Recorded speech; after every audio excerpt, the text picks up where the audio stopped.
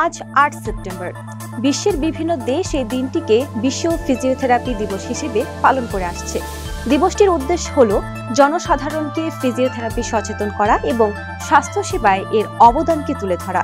এবারে দিবসটির প্রতিপাদ্য সুস্থ বার্ধক্যে ফিজিওথেরাপি ও শারীরিক কার্যকলাপের ভূমিকা, দুর্বলতা ও পড়ে যাওয়া প্রতিরোধ। দিবসটি নিয়ে আলোচনা করতে আমাদের মাঝে উপস্থিত আছেন ঢাকা সিটি ফিজিওথেরাপি হাসপাতালের চেয়ারম্যান ও চিফ কনসালটেন্ট বিশিষ্ট ফিজিওথেরাপি বিশেষজ্ঞ ডাক্তার এম ইয়াসিন আলী।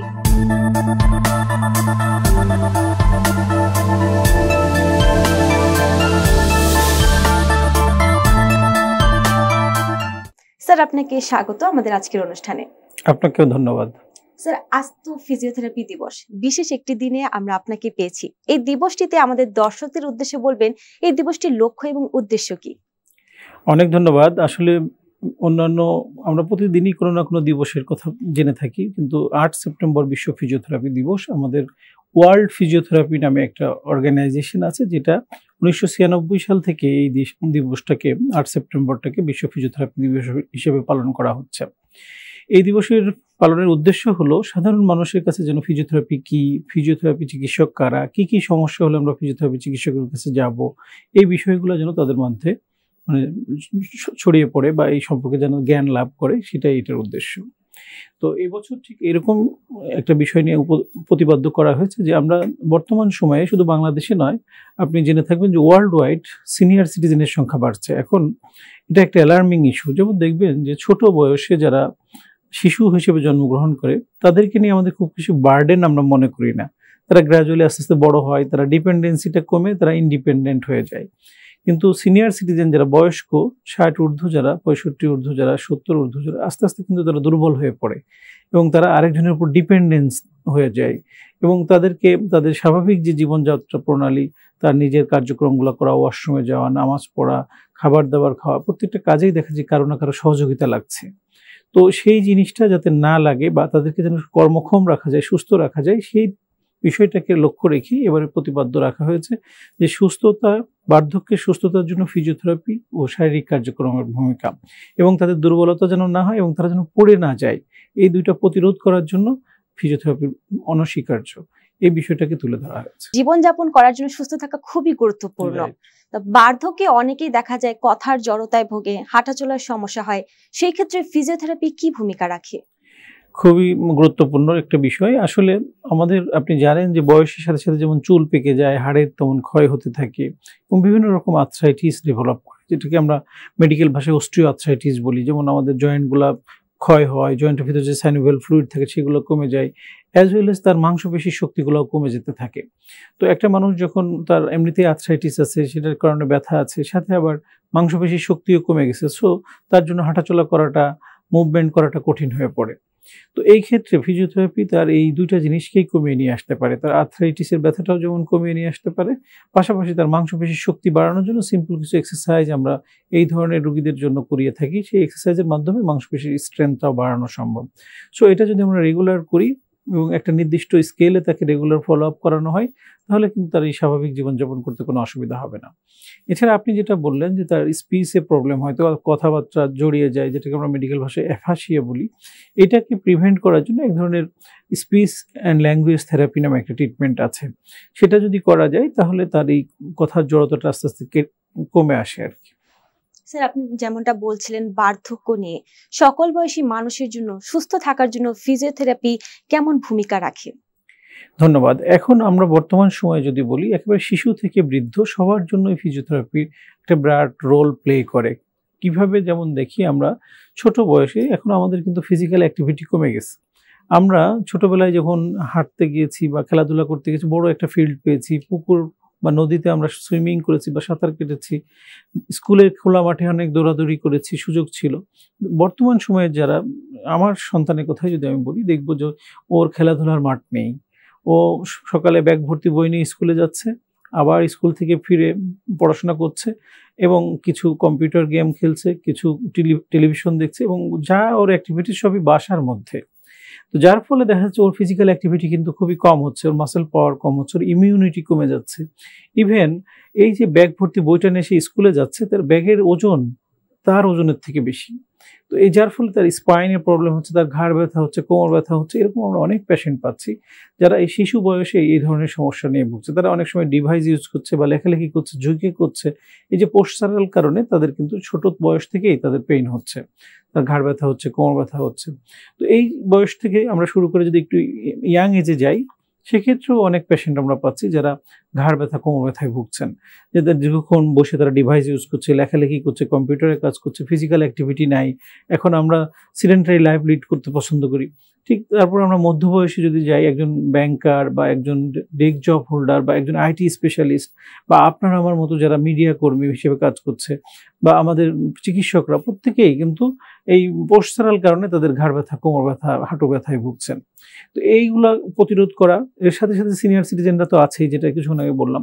এই প্রত্যেকটা এজ গ্রুপের সাথেই ফিজিওথেরাপি খুবই লিঙ্কড একটা সাবজেক্ট, এবং এইখানে যদি আমরা কিছু কারেক্টিভ মেথড নিতে পারি, প্রিভেন্টিভ মেজার নিতে পারি, তাহলে এই রোগে আক্রান্ত হওয়ার আগেই আমরা এগুলো থেকে নিজেদেরকে প্রতিরোধ করতে পারবো, এবং সেটাকেই আমরা বেশি প্রাধান্য দিই, যাতে প্রতিকার থেকে আমরা প্রতিরোধী উত্তম বলে থাকি। স্যার, আপনি যেমনটি বলছিলেন, আজ তো বিশ্ব ফিজিওথেরাপি দিবস। এই দিবসটি উপলক্ষে বলবেন যে প্রবীণদের তো অনেক সময় অনেক সমস্যা হয়, বাজার করতে পারছেন না, হাঁটু ব্যথায় ভুগছেন, গোড়ালি ব্যথা করছে, সেই বিষয়ে আসলে ফিজিওথেরাপি কিভাবে সাহায্য করে থাকে? অনেক ধন্যবাদ। আসলে প্রবীণ জনগোষ্ঠী বা যাদেরকে আমরা সিনিয়র সিটিজেন বলি, তো ওনাদের কিন্তু আসলে বেশ কিছু সমস্যা থাকে। আমরা দেখি প্রায় নন কমিউনিকেবল ডিজিজের কথা বলি, তাদের একদিকে যেমন উচ্চ রক্তচাপ থাকে, তার ডায়াবেটিস থাকে, কারো ক্রনিক কিডনি ডিজিজ যেগুলো আমরা সিকেডি বলি। এর পাশাপাশি বর্তমান সময়ে আর্থ্রাইটিস অন্য একটা কারণ। ওই আর্থ্রাইটিসের মধ্যে যেটা আমরা অস্টিও আর্থ্রাইটিস বললাম, কারো গাউটি আর্থ্রাইটিস থাকে, কারো রিউমাটয়েড আর্থ্রাইটিস থাকে। তো এইগুলোর ফলে তার যেমন বিভিন্ন জয়েন্ট পেইন হয়, আপনি বলেন হাঁটুতে ব্যথা হয়, অ্যাঙ্কেল জয়েন্টে ব্যথা হয়, গোড়ালিতে অনেক সময় পাখির ঠোঁটের মতো হাড় বৃদ্ধি পায়, যেটাকে আমরা ক্যালকেনিয়াল স্পার বলি। এই ধরনের সমস্যা অনেকের থাকে। আবার গাউটি আর্থ্রাইটিসের কারণে অনেকের পায়ের পাতায় ব্যথা থাকে।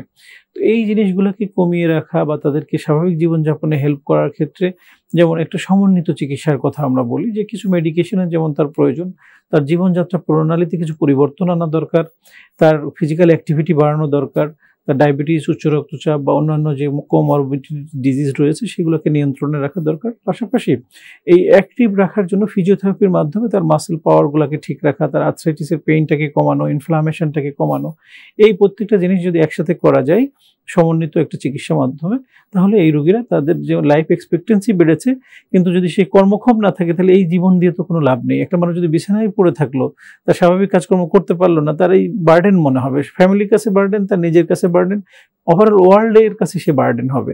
তো এটা না হয় সে যদি অ্যাক্টিভ থাকে, সচল থাকে, নিজের কার্যক্রমটা সে স্বাভাবিকভাবে করতে পারে, সামাজিক কার্যক্রমে সে অংশগ্রহণ করে, সে ফিজিক্যালি যেমন ভালো থাকলো, মেন্টালি ভালো থাকলো, পরিবারের লোকজন ভালো থাকলো, ওভারঅল দেশ, সমাজ, আমরা সবাই উপকৃত হব। স্যার, আমরা আবার আলোচনায় ফিরবো, নিয়ে নিব ছোট্ট একটি বিরতি। জি নিশ্চয়ই। সুপ্রিয় দর্শক, ঢাকা সিটি ফিজিওথেরাপি হাসপাতাল নিবেদিত ব্যথামুক্ত সুস্থ জীবন অনুষ্ঠান থেকে নিচ্ছি ছোট্ট বিরতি। ফিরে আসবো খুব শীঘ্রই।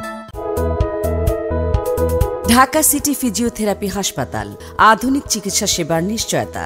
ডাক্তার এম ইয়াসিন আলী স্যারের তত্ত্বাবধানে চিকিৎসা দেওয়া হয়। অপারেশনবিহীন হাঁটু, কোমর, প্যারালাইসিস ও পঙ্গু রোগের আধুনিক চিকিৎসা সেবার নিশ্চয়তা। ঠিকানা ঢাকা সিটি ফিজিওথেরাপি হাসপাতাল, house number 12/1, road number 4/A, Dhanmondi, Dhaka 1205। বিরতির পর আবারও ফিরে এলাম ঢাকা সিটি ফিজিওথেরাপি হাসপাতাল নিবেদিত ব্যথামুক্ত সুস্থ জীবন অনুষ্ঠানে। আজ আমাদের সঙ্গে রয়েছেন doctor M Yasin Ali.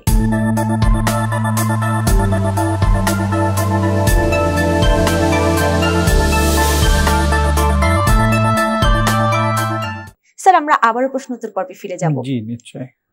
Physiotherapy osteoporosis এবং আর্থ্রাইটিসের প্রভাব কমাতে কিভাবে সাহায্য করে থাকে?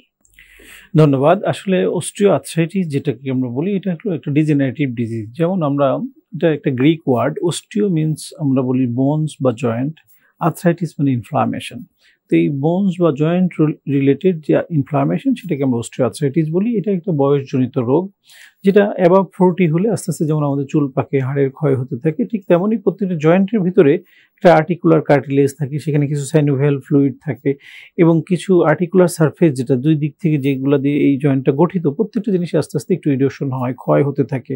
আমরা স্বাভাবিক জীবনযাপন করছি, যেমন ধরে নিই আমরা হাঁটুর কথা, আমরা প্রতিনিয়ত হাঁটাচলা করছি, নিচে বসছি, নামাজের মতো বসছি, সিঁড়িতে ওঠানামা করছি, প্রত্যেকটা জায়গায় কিন্তু আমাদের এই হাঁটুর উপর একটা প্রভাব পড়ছে। এই প্রতিনিয়ত যে ওয়্যার অ্যান্ড টিয়ার হচ্ছে, সেখানে এই ধরনের একটা ক্ষয় রোগ, যেটাকে আমরা অস্টিওআর্থ্রাইটিস বলে থাকি, যে এই রোগটার মাধ্যমে আমার ওখানে জয়েন্টে একটা ইনফ্লামেশন তৈরি হচ্ছে।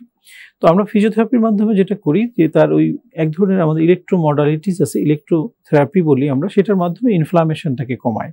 এর পাশাপাশি যে চারিদিকে যে মাংসপেশি লিগামেন্টগুলো রয়েছে, সেইগুলোর শক্তি আমরা কিছু থেরাপিউটিক এক্সারসাইজের মাধ্যমে এই শক্তি বৃদ্ধি করি, যার ফলে তার দেখা যায় যে এই পেইনগুলো দ্রুত কমে যায়। আপনি জানেন যে দীর্ঘমেয়াদী পেইন কিলার বা অন্যান্য ব্যথানাশক ওষুধের অনেক ধরনের পার্শ্ব প্রতিক্রিয়া থাকে। এই জন্য আমরা বলি সাময়িকভাবে খেলেও দীর্ঘমেয়াদী ব্যথানাশক ওষুধ খাওয়া যাবে না। এর পাশাপাশি যদি আমরা অল্টারনেটিভ ওয়েতে ফিজিওথেরাপির মাধ্যমে তার ব্যথাটাকে কমিয়ে দিতে পারি, প্লাস তার সারাউন্ডিং যে মাংসপেশি লিগামেন্ট রয়েছে সেগুলো শক্তি বৃদ্ধি করতে পারি, তাহলে সে তার স্বাভাবিক জীবনযাপনটা করতে পারে। আরেকটা যেটা আপনি বললেন অস্টিওপোরোসিস, এটা হলো এক ধরনের হাড়ের ভঙ্গুরতা রোগ। আমরা বলি যে যেমন আমরা কাঠের একটা দরজা যদি লাগাই, একটা সময় দেখবেন ঘুণে ধরে যায়, কাঠটা ফ্রাজিল হয়ে যায়, একটা ঘুষি দিলে কাঠটা ভেঙে যাবে বা একটা ধাক্কা দিলে ভেঙে যাবে। ঠিক তেমনই আমাদের বোনসগুলা ভিতরে কিছু উপাদান থাকে, যেটাকে আমরা বলি বোন মিনারেলস। সেই বোন মিনারেলসে যদি ডেনসিটি থাকে, এটা যদি কমে যেয়ে থাকে, তখন এটাকে আমরা অস্টিওপোরোসিস বলি। এটাও একটা ডিজেনারেটিভ ডিজিজ, যেটা বয়সের সাথে সাথে হয়। আমরা দেখি যে অ্যাবাভ 50 হলে মেয়েদের ক্ষেত্রে এটা আস্তে আস্তে শুরু হয়, ছেলেদের ক্ষেত্রে 60 অ্যান্ড অ্যাবাভ হলে শুরু হয়। তো এখন আমরা বর্তমান সময়ে যে দেখতে পাচ্ছি যে অনেক আমাদের গড় আয়ু হলো 73 ইয়ার্স। সো ওই বয়সে যে যারা 70+, তাদের প্রত্যেকেরই বছরে একবার আমরা বলি বিএমডি টেস্ট করা উচিত, বোন মিনারেল ডেনসিটি।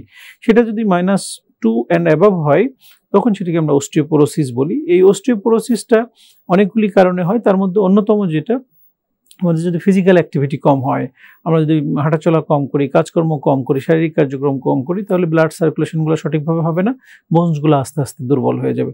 আমাদের যদি ক্যালসিয়াম, ভিটামিন ডির ঘাটতি থাকে, সেই কারণে এটা বেড়ে যেতে পারে। আমরা দেখতে পাই যে কিছু মেয়েদের কিছু ফ্যাক্টর রয়েছে, যেমন মেনোপোজাল পিরিয়ডে তাদের হাড়ের ক্ষয়টা বেশি হতে থাকে। এছাড়া কিছু ওষুধ আছে, যেগুলো হরমোনাল ওষুধ অনেকের খেতে হয়, থাইরয়েড আছে বা এই জাতীয় কিছু ওষুধ আছে, যেটা প্রভাবজনিত কারণে অনেক সময় অস্টিওপোরোসিস হতে পারে। তো এক্ষেত্রে আমরা ফিজিওথেরাপির মাধ্যমে তাদের যদি শারীরিক কার্যকলাপটা স্বাভাবিক রাখতে পারি, এক্সারসাইজের মাধ্যমে ব্লাড সার্কুলেশনটা বাড়াইতে পারি, তাহলে কিন্তু অনেকাংশেই এই অস্টিওপোরোসিসটা প্রিভেন্ট করা যাবে। স্যার, আজকে ফিজিওথেরাপি দিবস উপলক্ষে যে প্রতিপাদ্যটি রয়েছে, সেটি আমাদের কি বার্তা দেয়? ধন্যবাদ। আমাদের এই প্রতিপাদ্যটা এই জন্যই যে আমরা প্রথমে একটু আলোচনা করেছিলাম যে বয়স্ক বা বার্ধক্য যাদেরকে আমরা বলছি যে আমরা যেমন জন্মাইলে আমাদের মরতে হবে, যেটা যেমন সত্য, বেঁচে থাকলে আমাদের বার্ধক্য আসবে। সেই বার্ধক্য সময় যেন আমরা অ্যাক্টিভ থাকতে পারি, সচল জীবনযাপন করতে পারি, সেই জিনিসটার জন্য আগে থেকে আমাদের প্রস্তুতি নিতে হবে। এবং সেই প্রস্তুতির অংশ হিসেবে আমি মনে করি এবারের এই প্রতিপাদ্য বিষয় তুলে ধরা হয়েছে। আপনি জানেন যে আমাদের বাংলাদেশেও এখন প্রচুর সিনিয়র সিটিজেন বা আমরা যদি বলি বয়স্ক জনগোষ্ঠী রয়েছে, তারা যেন অ্যাক্টিভ থাকতে পারে। আমরা দেখতে পাই বাস্তব জীবনে এমন যে বাবা মা কষ্ট করে ছেলে মেয়েকে পড়াশোনা করিয়েছেন, তারা বাইরে অবস্থান করছে। এখন এই বাবা মা তারা হয়তো দেশে আছে, ছেলেমেয়েরা সব বাইরে বা কাজে কর্মে বিভিন্ন জায়গায়, তাদেরকে সুযোগ নেই, চাইলেও তারা বাবা মাকে সেবা করতে পারছে না।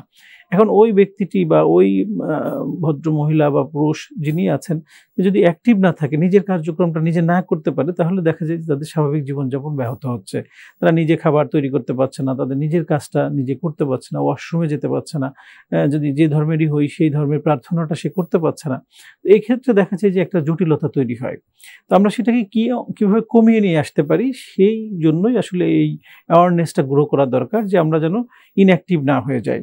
তো আমরা বেশিরভাগ দেখতে পাই যে বয়স্ক মানুষের মধ্যে, বিশেষ করে সিনিয়র সিটিজেন যারা রিটায়ার্ড হয়ে গেছে, অবসরপ্রাপ্ত, আর মনে করে আমার তো আর এখন কোনো কাজ নেই, সমাজে আমার আর দেওয়ার কিছু নেই, অতএব তারা নিজেকে আস্তে আস্তে গুটিয়ে ফেলে, তারা সামাজিক কার্যক্রমে অংশগ্রহণ করে না, তারা বাসার মধ্যেই থাকতে চায়, হাঁটাচলা কম করে, আস্তে আস্তে করে তাদের জয়েন্টগুলো স্টিফ হয়ে যায়, জমাট বেঁধে যায়, একটা সময় চাইলে সে আর মুভ করতে পারে না, বোথ ফিজিক্যাল অ্যান্ড মেন্টালি সে একটু উইক হয়ে যায়। তো আমরা চাচ্ছি ফিজিওথেরাপির মাধ্যমে তাদেরকে সচল রাখতে, তাদের মাংসপেশিগুলো স্ট্রেংথ ঠিক রাখে, তারা যেন স্বাভাবিক কার্যক্রম সব করতে পারে। পাশাপাশি আমরা মানসিকভাবে তাদেরকে সাপোর্ট দিতে চাই। আমরা বলতে চাই যে আপনারা সামাজিক সব ধরনের প্রোগ্রাম অংশগ্রহণ করবেন, বোধ মেন্টাল এবং সোশ্যাল ওয়েলবিং যেন তাদের হয়।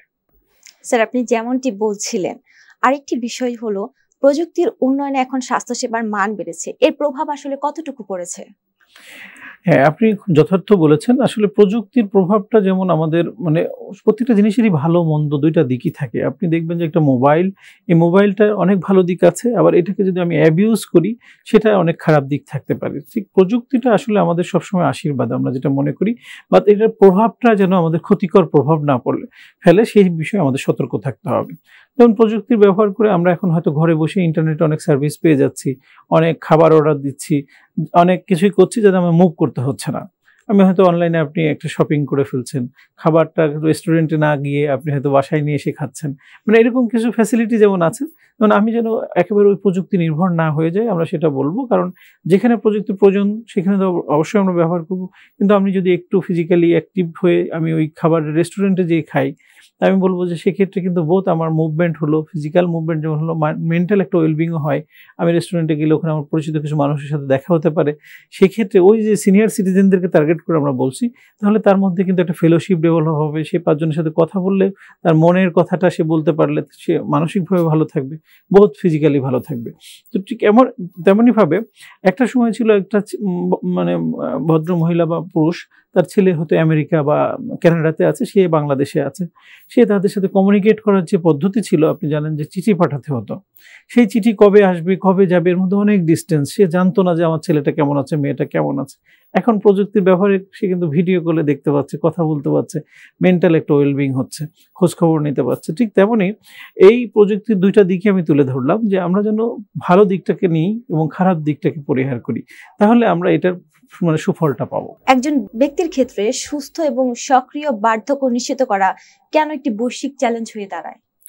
হ্যাঁ, অনেক ধন্যবাদ। আসলে বৈশ্বিক চ্যালেঞ্জ এই জন্য বলছি, ওয়ার্ল্ড ওয়াইড আমাদের বর্তমান যে চিকিৎসা প্রযুক্তির উন্নতি প্লাস মানুষের সচেতনতা দুইটা মিলে আপনি একসময় দেখবেন যে বাংলাদেশি গড় আয়ু ছিল যে 47 ইয়ার্স, 50 ইয়ার্স, এখন কিন্তু সেটা 73 ইয়ার্সে উন্নীত হয়েছে। এবং এটার পিছনে আমাদের চিকিৎসা বিজ্ঞানের উন্নতির পাশাপাশি মানুষের সচেতনতাটাকে আমরা বেশি গুরুত্ব দিই। মানুষ সচেতন হয়েছে, তার লাইফ স্টাইলে পরিবর্তন এসছে, খাদ্য খাবারে পরিবর্তন এসছে। কিন্তু এই জিনিসটা যেন মানে আমাদের বার্ধক্য যে আমরা যেন এটা ক্ষতির সম্মুখীন না হই। যেমন দেখা যাচ্ছে যে তার গড় আয়ু বেড়ে 73, কিন্তু সে এখন সে এখন 85-এ আছে বা 90-তে আছে। এই যে তার এক্সট্রা যে ইয়ারটা সে পেলো, সেই ইয়ারটা যদি কাজে না লাগে, বিছানায় পড়ে থাকতে হয়, তাহলে কিন্তু এই এক্সট্রা লাইফটা তার জন্য বার্ডেন হলো, তার জন্য, তার পরিবারের জন্য, সমাজের জন্য, দেশের জন্য। তো সেইখানে যদি আমরা অ্যাক্টিভ লাইফ লিড করতে পারি, সেইটাকে আমাদের প্রাধান্য দেওয়া উচিত। সেই অ্যাক্টিভ লাইফ লিড করতে গেলে আমাদের যেমন তার সোশ্যাল ওয়েলবিং, তার মেন্টাল ওয়েলবিং, শারীরিক সুস্থতা, এই সব কিছুই প্রয়োজন। সব কিছু করতে গেলে এখন সেটা অনেক ক্ষেত্রে হয়ে উঠছে না, যে কারণে তারা ডিজেবল হয়ে যাচ্ছে, পঙ্গুত্ব বরণ করছে, মানুষের উপর ডিপেন্ডেন্সি হয়ে যাচ্ছে। এই জন্য ওয়ার্ল্ড ওয়াইড এখন আমরা দেখতে পাচ্ছি যে সিনিয়র সিটিজেনের সংখ্যা বেড়ে যাচ্ছে। তো এই বাড়তি জনগোষ্ঠী তারা যদি অ্যাক্টিভ না থাকে, তাহলে সেটা আমাদের জন্য একটা চ্যালেঞ্জ বা আমাদের জন্য একটা বোঝা তৈরি হবে। সেটা যেন না হয়, সেজন্য আমরা আগে থেকেই সচেতন হই। আমরা যারা এখন ইয়াং আছি, আগামী দিনে আমরা প্রবীণ হব বা সিনিয়র সিটিজেন হব, তো আমরা আগে থেকেই যদি মানসিকভাবে প্রস্তুতি নিই, আমাদের পরিবারের লোকজন আমরা যদি জিনিসটাকে গুরুত্ব দিই, তাহলে যেন ওই ক্ষতির সম্মুখীন আমরা না হই। প্রবীণদের জন্য এই ফিজিওথেরাপি কেন গুরুত্বপূর্ণ হয় আসলে? হ্যাঁ, প্রবীণদের জন্য আসলে আমরা যেটা বললাম যে বয়সের সাথে সাথে আমাদের কিছু ডিজেনারেটিভ ডিজিজ হয়। যেমন আমরা বলি যে স্পাইনে আমাদের হাড়ের ক্ষয় হয়, যেটাকে আমরা সার্ভাইকাল স্পন্ডাইলোসিস বলি। কোমরের ক্ষেত্রে লাম্বার স্পন্ডাইলোসিস হয়। এছাড়া আপনি জানেন যে আমাদের বিভিন্ন জয়েন্ট পেইন হয়, আর্থ্রাইটিস ডেভেলপ করে, অস্টিও আর্থ্রাইটিস, অস্টিওপোরোসিস, যেটা আমরা কিছুক্ষণ আলাপ করলাম। এছাড়া আরেকটা কারণ আমরা প্রায় দেখি যে স্ট্রোকজনিত প্যারালাইসিস হয়, যে একটা সিনিয়র সিটিজেন কেউ যদি স্ট্রোকে আক্রান্ত হয়ে প্যারালাইজড হয়ে গেল, তার নিজের এক সাইডের হাত পায়ের শক্তি থাকে না, তার নিজের কার্যক্রম করার মতো অ্যাবিলিটি থাকে না। এই যে তার এক সাইডের যে পক্ষাঘাতগ্রস্ত, যেটাকে আমরা প্যারালাইসিস বলি, এইটাকেও আবার পূর্বের জীবনে ফিরিয়ে নিয়ে আসার জন্য তার ফিজিওথেরাপি একটা গুরুত্বপূর্ণ ভূমিকা পালন করে। এরকম প্রত্যেকটা ডিজিজে যেখানে দেখা যায় যে কিছু ওষুধের ভূমিকাও আছে, কিছু ফিজিওথেরাপির ভূমিকাও আছে, কিছু তার লাইফস্টাইল চেঞ্জ, এক্সারসাইজ, এই সমন্বিতভাবে যদি আমরা সিনিয়র সিটিজেন বা বয়স্ক বা প্রবীণ যে নামেই বলি না কেন, প্রত্যেককে যদি আমরা এই ট্রিটমেন্ট পদ্ধতির মধ্যে নিয়ে আসতে পারি, তাদেরকে যদি রেগুলার আমরা ফিজিওথেরাপি এক্সারসাইজগুলো করাই, সে যেন শারীরিকভাবে সুস্থ থাকে, স্বাভাবিক কার্যক্রম করতে পারে। স্যার, আমাদের আজকের মূল প্রতিপাদ্যই ছিল ফিজিওথেরাপি দিবস নিয়ে, এবং এই জি। বিশেষ দিনে আপনি আপনার মূল্যবান মতামতগুলো রেখেছেন। আশা করি আমরা এবং দর্শকরা সবাই উপকৃত হবে। আপনাকে অসংখ্য ধন্যবাদ। জি, আপনাকেও ধন্যবাদ। দর্শক, এতক্ষণ বিশ্ব ফিজিওথেরাপি দিবস উপলক্ষে জানছিলাম বিভিন্ন ব্যথায় ফিজিওথেরাপির ভূমিকার বিষয়ে, জানছিলাম বিভিন্ন তথ্য ও পরামর্শ। শারীরিক যে কোনো সমস্যায় আপনার শরীরের প্রতি যত্ন নিন, প্রয়োজনে বিশেষজ্ঞের পরামর্শ নিন। আজকের মতো এখানেই শেষ করছি। ভালো থাকুন, সুস্থ থাকুন, নিরাপদে থাকুন। শুভকামনা সব সময়।